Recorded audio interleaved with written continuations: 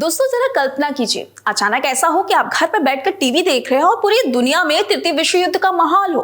अचानक से आपको एक जोर का धमाका सुनाई दे और तुरंत आपको पता चले कि यह धमाका परमाणु हमले का है।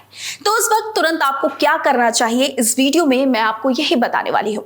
अगर परमाणु हमला हुआ तो आप खुद को कैसे सुरक्षित रख सकते हैं, अगर परमाणु हमला भविष्य में होता है तो आप खुद को और अपने परिवार को कैसे बचाएंगे, क्योंकि परमाणु हमले में व्यक्ति को खत्म होने में कुछ ही सेकंड लगते हैं और व्यक्ति धुआं बन जाता है, फिर व्यक्ति का नामो निशान भी मिट जाता है। लेकिन कुछ एहतियात हैं जिसे आप अपनाकर खुद की जान और अपने परिवार की जान को बचा सकते हैं, क्योंकि इन एहतियात को बहुत सारे देशों ने अपनाया है। इससे पहले भी 1945 में जापान के हिरोशिमा नागासाकी शहर में परमाणु हमला हुआ था, जिसमें लगभग 1.5 लाख से ज्यादा लोग मारे गए थे।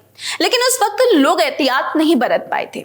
देखा जाए तो आज नहीं तो कल तृतीय विश्व युद्ध होना ही होना है, क्योंकि ऐसा कई बड़े जानकारों ने कहा है और बड़े बड़े भविष्यवक्ताओं ने भी अपने भविष्यवाणी में थर्ड वर्ल्ड वॉर होने का दावा भी किया है। ऐसे में परमाणु हमले से बचने के लिए मात्र कुछ ही सेकंड में आप खुद को कैसे बचा सकते हैं, जानेंगे इस वीडियो में। तो चलिए देर ना करते हुए वीडियो को शुरू करते हैं। दोस्तों, परमाणु बम बनाने में प्लूटोनियम और यूरेनियम जैसे रेडियोधर्मी तत्वों का इस्तेमाल किया जाता है। ये ऐसे तत्व होते हैं जो खुद की ऊर्जा पैदा करने में सक्षम होते हैं। बता दें कि एक मुट्ठी भर यूरेनियम से इतनी ऊर्जा पैदा होती है जितनी की 100 ट्रक कोयले से। मतलब परमाणु बम कितना भयानक होगा, आप इसी बात से अंदाजा लगा सकते हैं। ऐसे में अगर हमारे देश के साथ किसी दूसरे देश का युद्ध छिड़ जाए और हालात सुधरने की बजाय दिन प्रतिदिन खराब होते जाए और आपको ऐसा लगे कि कोई देश हमारे देश पर परमाणु हमला कर सकता है या करने की धमकी दे रहा है, तो सबसे पहले तो अगर आप घनी आबादी वाले क्षेत्र मसलन दिल्ली और मुंबई जैसे बड़े शहरों में रहते हैं तो तुरंत इन शहरों को छोड़कर आप अपने किसी ऐसे दोस्त या रिश्तेदार के घर जा सकते हैं जो छोटे शहरों या गांव में रहते हैं, क्योंकि इतना तो तय है कि जब भी कभी परमाणु हमला होगा तो किसी बड़े शहर पर ही होगा, क्योंकि दुश्मन देश ये चाहेगा कि वो हमारे देश का ज्यादा से ज्यादा नुकसान कर सके।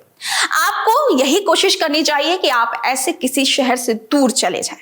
धमाका सुनाई देने के बाद अगर आपके पास कोई बेसमेंट हो तो जितनी जल्दी हो सके उस बेसमेंट में शरण लें। बेसमेंट में पहुंचने के लिए आपके पास ज्यादा से ज्यादा 5 से 10 ही सेकंड होगा।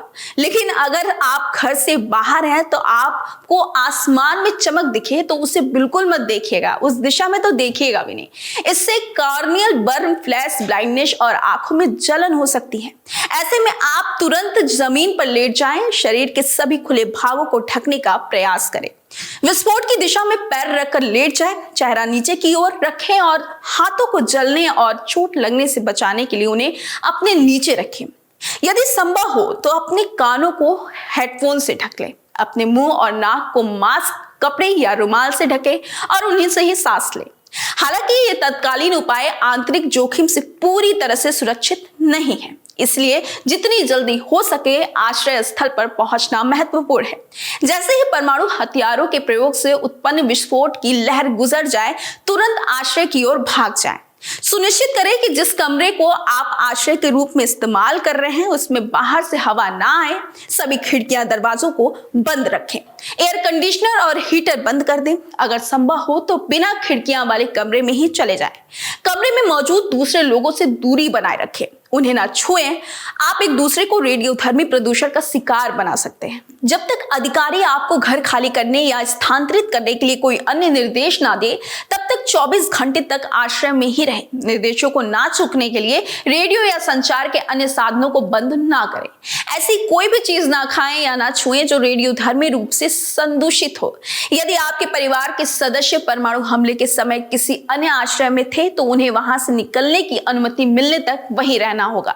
अपने पालतू जानवरों को आश्रय स्थल के अंदर ही रखें। जब तक आपको नल के पानी की सुरक्षा के बारे में उचित सूचना ना मिल जाए तब तक उसका सेवन भी ना करें। बाहर की दुनिया से संपर्क करने के लिए आप किसी रेडियो का सहारा लें और हिम्मत कभी भी ना हारें।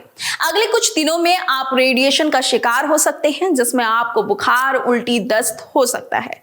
अगर आपके पास पैरासीटामोल या कोई और दवाई है तो आप उनका इस्तेमाल कर सकते हैं। परमाणु धमाके के ज्यादा से ज्यादा 5 से 7 दिनों के अंदर मददकारी और फौजी वहां पहुंच जाएंगे। तब तक आप रेडियो पर खबर सुनते रहें और जब आपको पूरा विश्वास हो जाए कि आपके इलाके में मदद कार्य शुरू हो चुका है तो ही बाहर निकलें। आपको बता दें कि कम से कम 20 दिन बाद ही अपने बेसमेंट से आप बाहर निकले। आप जितना भी जल्दी हो सके उस इलाकों को छोड़ दें और रेडिएशन खत्म होने के बाद ही उस इलाके में आए जहां पर परमाणु हमला हुआ था। बता दें कि परमाणु बम जब गिरता है तो उससे तबाही मचने में सिर्फ 10 सेकंड लगता है। लाखों की संख्या में लोगों की मौत होती है, लेकिन उसका असर दशकों तक रहता है। बम गिरने के सालों बाद भी लोगों को ल्यूकेमिया, कैंसर और फेफड़ों से जुड़ी खतरनाक बीमारियां होती हैं। फिलहाल ये जानकारी मैंने परमाणु हमले की आपको इसलिए दी क्योंकि भविष्य में कुछ भी हो सकता है। ऐसे में मेरी ये जानकारी आपको कैसी लगी आप मुझे कमेंट कर बताइएगा। वीडियो अच्छी लगी हो तो लाइक और शेयर जरूर कर दीजिएगा। अपना ख्याल रखिएगा। बहुत बहुत धन्यवाद।